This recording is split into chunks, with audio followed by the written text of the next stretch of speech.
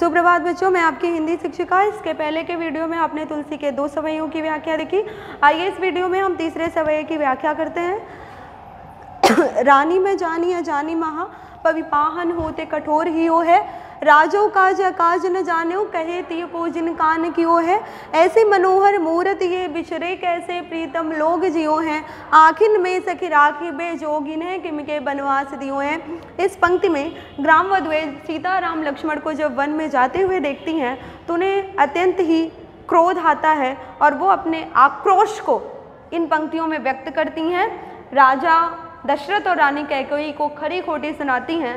उस प्रसंग का बड़ा ही अद्भुत वर्णन इन पंक्तियों में किया गया है। आइए देखते हैं। रानी में जानी अजानी महा, ग्राम वधुएं आपस में बात करती हैं। एक ग्राम वधु दूसरे से कहती है कि हे सखी, मैं जानी, मैं समझ गई, मैं जान गई कि अजानी महा, कि यह जो रानी है वो बहुत ही अज्ञानी और मूर्ख है। ये जो रानी अर्थात कैकेयी, ये जो रानी कैकेयी है वो बहुत अज्ञानी और मूर्ख हैं। पविपाहन होते कठोर यो है, ये अर्थात हृदय, और उनका जो हृदय है वो पत्थर से भी अधिक कठोर है। यदि कठोर ना होता तो ऐसे सुकुमार दिखने वाले मन भावन छवियों को वन में कैसे भेजती। इसलिए कहती हैं कि रानी में जानी अजानी महा, पविपाहन होते कठोर ही यो है। हे, एक ग्रामवधु दूसरे से कहती है कि हे सखी, मैं समझ गई, मैं जान गई कि वह जो रानी है कैकेयी वो तो बहुत ही अज्ञानी और मूर्ख है, और उसका जो हृदय है वो पत्थर से भी अधिक कठोर है। राजो काज अकाज न जान्यो, रानी को छोड़ो, राजा ने भी अपना कुछ लाभ हानि विचारा नहीं। उन्होंने ये नहीं सोचा कि वो अगर इन्हें वन में भेज देंगे तो इससे उन्हें कितनी क्षति होगी, उनका कितना बड़ा नुकसान होगा, उनका अमंगल होगा। अपने लाभ हानि के विषय में राजा ने कुछ भी नहीं सोचा।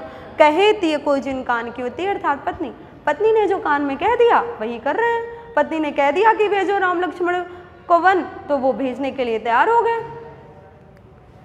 ऐसी मनोहर मूर्ति ये बिछरे, कैसे लोग जियो हैं। ये तो मन को हरने वाली मूर्तियां हैं, मन को मोहने वाली मूर्तियां हैं, मन को अपने आकर्षण में आबद्ध करने वाली मूर्तियां हैं। बिछरे कैसे प्रीतम लोग जिए हैं, इनसे बिछड़कर इनके प्रियजन, इनके स्नेही जन भला कैसे जीवित रहेंगे। आखिन में सखी राखी बेजो, हे सखी, ये तो इतने सुकुमार, इतने कोमल, इतने अप्रतिम सौंदर्य के धनी हैं कि ये तो आँखों में रखने योग्य हैं, आँखों में बसाने योग्य हैं।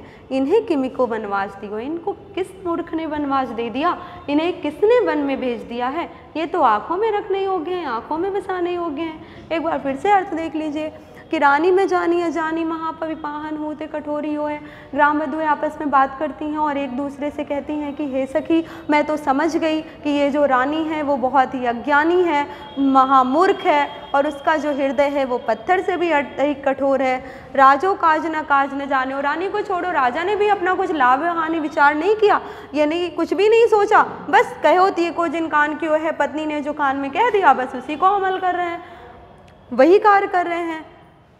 अपना विवेक का प्रयोग नहीं कर रहे हैं, अपने विचार से कार्य नहीं कर रहे हैं। ऐसी मनोहर मूर्ति, ये तो मन को हरने वाली मूर्तियां हैं, मन को मोहने वाली मूर्तियां हैं। बिछड़े कैसे प्रीतम लोग जिए हैं, इनसे बिछड़कर भला इनके प्रियजन कैसे जीवित रहेंगे। आखिन में सखी राखी बेजो, हे सखी, ये तो इतने मनमोहक हैं कि ये तो आँखों में बसाने योग्य हैं, इन्हें किसने वनवास दे दिया है। दूसरी पंक्ति देखिए। अगली पंक्ति में ग्राम वधुएं सीता जी से जानना चाहती हैं कि राम उनके लगते क्या हैं, और अपनी इसी जिज्ञासा को, अपनी इसी कौतूहल को वो अद्भुत शब्द शैली में प्रदर्शित करती हैं, सीता से जानना चाहती हैं। उसी का मनोरम वर्णन इसमें किया है तुलसी ने कि शीस जटा और बाहु विशाल। ग्राम वधुएं सीता जी से पूछती हैं कि शीस जटा, जिसके सिर पर जटाएं सुशोभित हैं, और बाहु विशाल, और अर्थात हृदय, जिसका हृदय और जिसका वक्षस्थल और भुजाएं विशाल हैं। विलोचन लाल, जिनके नेत्र लाल हैं। तिरछी सी भौवें, और जिनकी भौवें तिरछी हैं।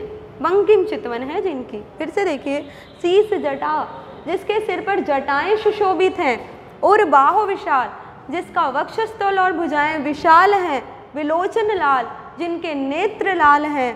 तिरछी सी भौवें, और जिनकी भौवें तिरछी हैं, जिनकी बंकिम चितवन है।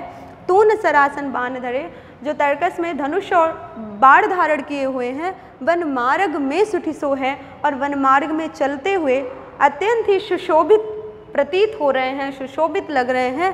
सादई बार ही बार सुभाए चिते, और बार बार आदर और स्नेह के साथ तुम्हारी तरफ देख रहे हैं और वैसे वैसे ही हमरो मन मोह है, हमारे मन को मोहित कर रहे हैं। बारह ही बार सुभाए चिते, और बार बार वो स्नेह और आदर के साथ तुम्हारी तरफ देखते हुए हमारे मन को मोहित कर रहे हैं। पूछती ग्राम वधु सीसो, ग्राम वधुएं सीता जी से पूछती हैं कि कहो सावरे से सखी रावरे को है। हे सखी, ये जो सावले रंग वाले हैं ये तुम्हारे लगते कौन है, ये तुम्हारे हैं कौन? फिर से एक बार देखिए। किसी से जटा ग्राम वधुएं सीता जी से पूछती हैं कि हे सखी, जिसके सिर पर जटाएं सुशोभित हैं, और बाहु विशाल, जिसके वक्षस्थल और भुजाएं विशाल हैं, विलोचन लाल, जिनके नेत्र लाल हैं, तिरछी सी भौं है और जिसकी भौवें तिरछी हैं, बंकिम चितवन है जिनकी, तो उन्हें सरासन बांध धरे, और जो तर्कस में धनुष और बाण धारण किए हुए हैं। तुलसी वन मार्ग में सुठिसो है, और वन मार्ग में चलते हुए अत्यंत ही सुशोभित हो रहे हैं।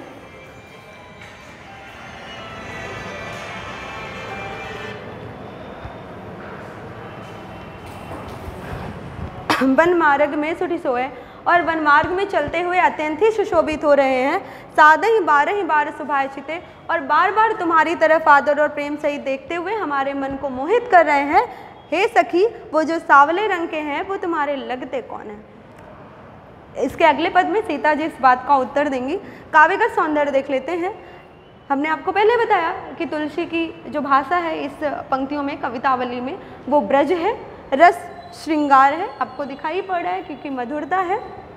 छंद की बात करें तो सवया छंद में है। हमने आपको बताया था कि 22 से 26 वर्ण जिसमें होते हैं वो सवया छंद होता है। अलंकार की बात करें तो प्रस्तुत पंक्तियों में अलंकार आपका अनुप्रास है। शब्द शक्ति की बात करें तो व्यंजना भी है। व्यंजना कैसे है? क्योंकि व्यंग करती हैं ग्राम वधुएं। किस पे करती हैं? राजा दशरथ और रानी कैकेयी पर।